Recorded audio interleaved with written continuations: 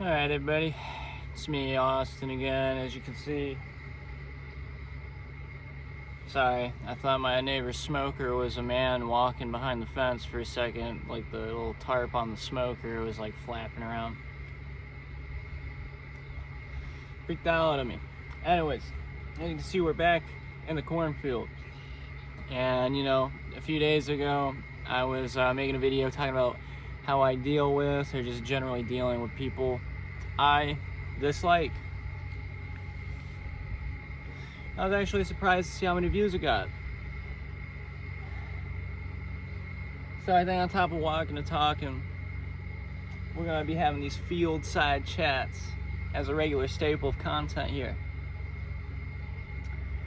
And another important thing, we were talking about energy basically, and how you need to safeguard your energy because it's a precious resource along with time. You only get so much of it. Of course, time is a finite resource, and perhaps you could argue that energy is an infinite recycling resource. But what we can do is better manage the type of energy that we are receiving and giving to the world. That's how I truly feel, right? So, depending on the era you're from, some people say frenemy, some people say narcissist, some people say, well, I don't even know the modern one anymore, but, energy vampire. But I kind of just like the blanket statement, energy vampire, because I feel like a lot of those characteristics would fall into that broader term. So suffice to say, just perhaps a manipulative person, or, lacking manipulation. But I would say, in general, manipulation goes hand in hand with being this type of person, because at the end of the day, you are trying to manipulate emotions per se. So I believe that any person that's an energy vampire is basically trying to get attention from somebody, as to facilitate whatever need or desire. Usually, if like I said in the last video, a pattern I notice is that it comes from people from households where they may have been ignored a lot, and this is kind of like their way of, that burnt out, way of receiving that attention as an adult per se. Don't take my word for it, of course. I'm not a licensed psychologist or psychiatrist in any state, province, or country. And that's that. That's just, I'm just saying, that's a pattern I notice. And one thing humans are designed to do, besides breed, is recognize patterns. And we're really good at it too. Yeah. So, I'll give you some anecdotes from my previous tales in my life and so on and so forth. But, nobody likes an energy vampire. They're very hard to deal with, especially when you're in environments where you can't per se leave the vicinity, because sometimes an energy vampire isn't just an energy vampire. They might also be like a boss or a coworker, or just somebody that you have to be around for extended amounts of time, that is literally just draining on your mental health. Now, I've referenced this guy many times. I haven't seen him in years. I don't want to see him. I fucking hate this guy. Not as passionately as I once did, but if I see you do wrong so many times, I'm not gonna want to be around you. So I knew this guy when I worked at an acid plant. That's right, acid plant. Half of it was like a chemical facility, the other half of it bottled the chemicals. So you had a production side and like a laboratory side. And at the time we were both in the production side, and I had maybe a half year time on him, which I guess in the grand scheme of things isn't nothing. But at the time, it felt like I had a lot more seniority than him, of course. But, you know, the guy was at the right time, you know, there at the right place at the right time, said the right things, and kind of kissed his ass up the ladder to get where he got at a kind of a quick speed, you know. And at a time when we were both still running assembly lines, there was definitely like hard feelings because he was trying to get me fired. I kind of outlasted his, like, you know, torture. Basically, long story short, they put me with him to train up, and instead of being trained up, I felt like I had to watch my back and just survive this guy because, God, he sucked, bro. Like, he was so mean. He yelled at me all the time for no fucking reason. Like, legitimately,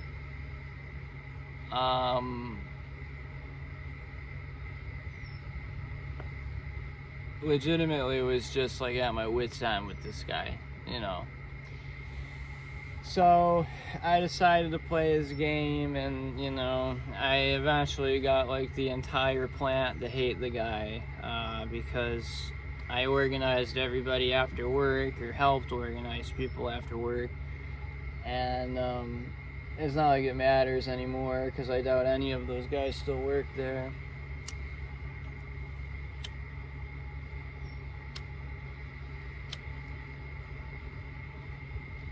As they had such a high, like, abysmal, like, turnover rate there, you know. But that was just by design. But anyways, I haven't even gotten to my story. But I was just giving you the gist, you know. The guy was always trying to get the gossip, the tea, you know, whatever information he could to get somebody fired, to get somebody demoted. Like, everything was like this transactional chess piece kind of thing with him, right? So it got really annoying to deal with him, and I, you know, obviously I stayed out of the guy's way because, like, I don't want to feel like I have to think about every fucking little phrase I might say because some dipshit might go run and tell some, like, higher up.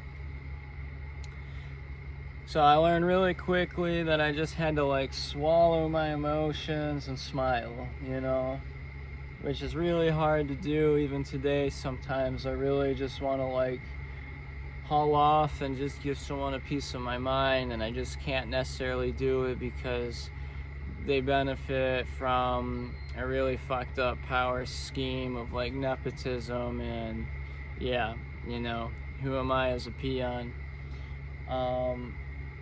But at least when I was beefing with another peon, I felt like I could affect a lot of change. So yeah, we kept fighting, and eventually they, like, wanted to put him on the line that I ran, and I took a lot of pride in running that line because I was one of only 3 lines in the country that was running that product. It was citrus strip, paint and varnish remover, made from, like, a few natural ingredients. Well, I think the formula's since changed, but I think I was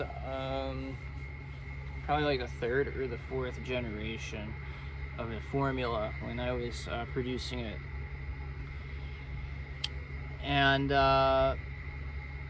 he ran in and said one day in, like, the bathroom, he, like, ran in with a huge smirk on his face, and he's like, "Hey Austin, guess what, bro? I beat your record on this product." And, you know, I know he wanted me to, like, lose my shit and get mad at him because he had, like, this devilish, evil smirk on his face. And, you know, what could I do other than say, "Oh, man, that's good job, you know, great job." And, you know, when I said that, that grin went to a frown really fast. Like, he was pissed the fuck off that I did not let him get under my skin, essentially. And at the end of the day, truth be told, that didn't really matter to me. I didn't really care about the records or the accolades. I just cared about working in a place that I felt comfortable in. I think that was the difference between him and I was, you know, he thrived in the chaos. He thrived in creating the chaos, and I did not. So obviously I stayed away from that, you know. And it's a good example of just like an energy vampire, man.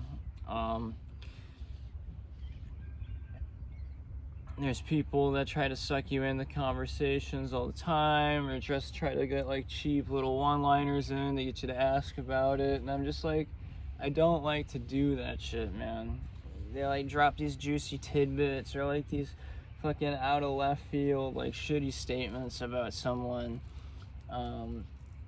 It's like, bro, I don't care about your drama.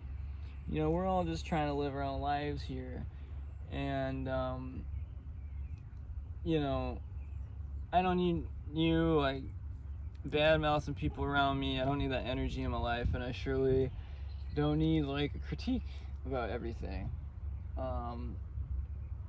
I had to learn really quick, you know, to like realize like at the end of the day, like even my emotions are kind of materialistic in a way, because like I'm not gonna remember this guy when I die. Like who? It's my like approach to everything now. It's like, who gives a fuck, man? It's like, as long as I got enough to support whatever circumstances in life that I have going on, that's good for me. The way I see it now is we basically live in neo-feudalism. We're certainly never going to be able to afford homes unless the salary actually goes up a lot, or there's some sort of, you know, Commonwealth revolution, I guess, that like sweeps the nation, and suddenly the legislation's changed, and you know, everybody's forced to like bring these property rates down, and corporate entities can't hold property, and so on and so forth, you know. I'm just going all tangential now, but you know, it's like, who am I trying to prove this point to? Myself or them? You know, am I getting in a fight with someone long term because I need the validation, or am I really stuck on that principle? Or do I really need the validation that I could follow through on that principle when I already know I would? You know? And at this point I'm just kind of rambling, so I think I'm going to cut the video. But I think the key here is, you know, safeguard your energy. And if you think you're going to say something shitty back and engage in something, honestly, just excuse yourself and walk away. Or just walk away. It's the best thing you can do to these people. It's the best way you can treat these people, is to act like they don't exist. Not to be mean to them, but to preserve your mind and sanity. And I think with that, that'll be our little chat for the day. Until next time, everybody, peace out.